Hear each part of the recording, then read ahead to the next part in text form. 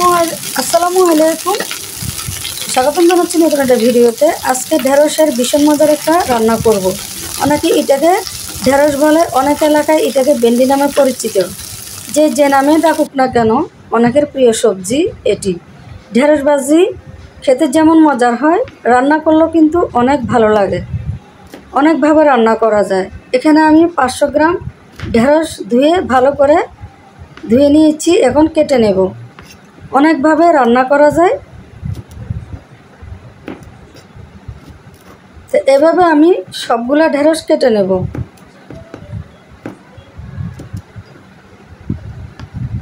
সবগুলা ঢেঁড়স আমার কেটে নেওয়া হয়ে গেছে। এখন আপনাদেরকে দেখাবো যেভাবে রান্না করলে ভীষণ মজার হয়। চলুন রান্নার প্রসেস শুরু করি। তা আমি প্যানে কিছু পরিমাণ তেল দিয়েছি, এখন ঢেঁড়সগুলো দিয়ে দিলাম। তো হালকা কিছু লবণ দিয়ে আমি অনবরত নেড়ে নেড়ে কিছুক্ষণ ভেজে নেব।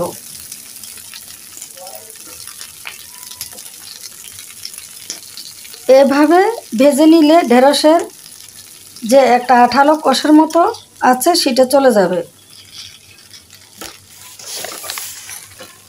সামান্য কিছু লবণ দিয়ে আমি এভাবে ভেজে নেব কিছুক্ষণ।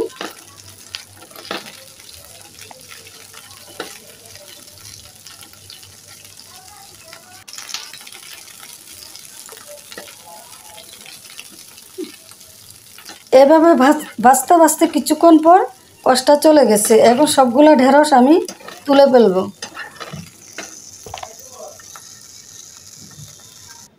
ওই প্যানে আমি আরও কিছু পরিমাণ তেল দিয়েছি।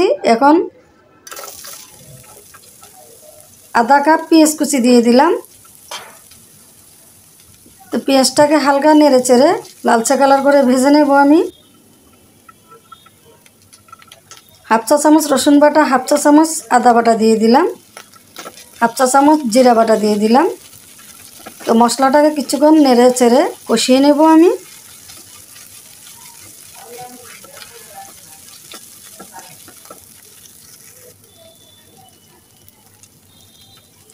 যখন কোনো কিছু খেতে ভালো লাগবে না, এভাবে আপনারা ঢেঁড়স এভাবে নিরামিষ রান্না করবেন।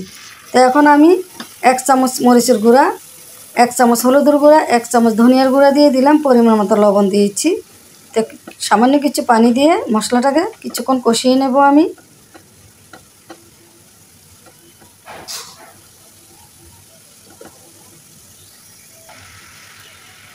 তো অনবরত নেড়ে চেড়ে আমি মশলাটাকে কিছুক্ষণ কষিয়ে নেব।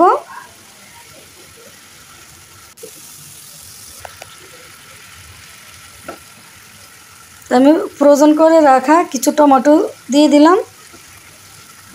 আরও কিছুক্ষণ মশলাটাকে কষিয়ে নেব আমি। এরপরে ভেজে রাখা ঢেঁড়সগুলো দিয়ে দিলাম। তো ঢেঁড়সের সাথে আমি সব মশলা ভালোভাবে নেড়ে চেড়ে মিশিয়ে নেব।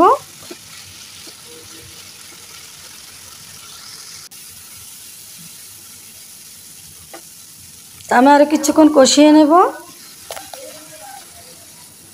এখন সামান্য কিছু পানি দিয়েছি,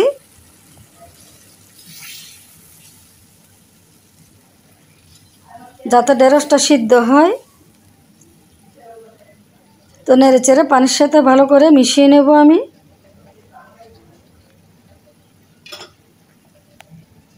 এখন কিছুক্ষণ আমি ঢেকে দিয়ে রান্না করে নেব।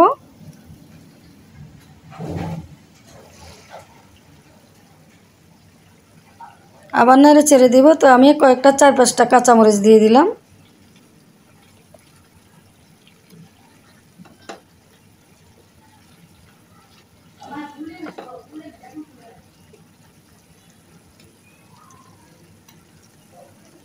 মাছ মাংস ছাড়াই এই নিরামিষ ঢেঁড়স রান্না খেতে ভীষণ মজা লাগে। গরম গরম ভাতের সাথে অসাধারণ মজার হয়।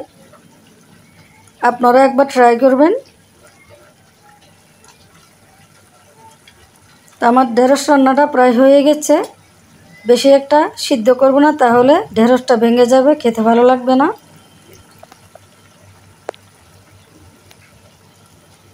তা এখন আমি কিছু ধনিয়া পাতা কুচি দিয়ে দিলাম।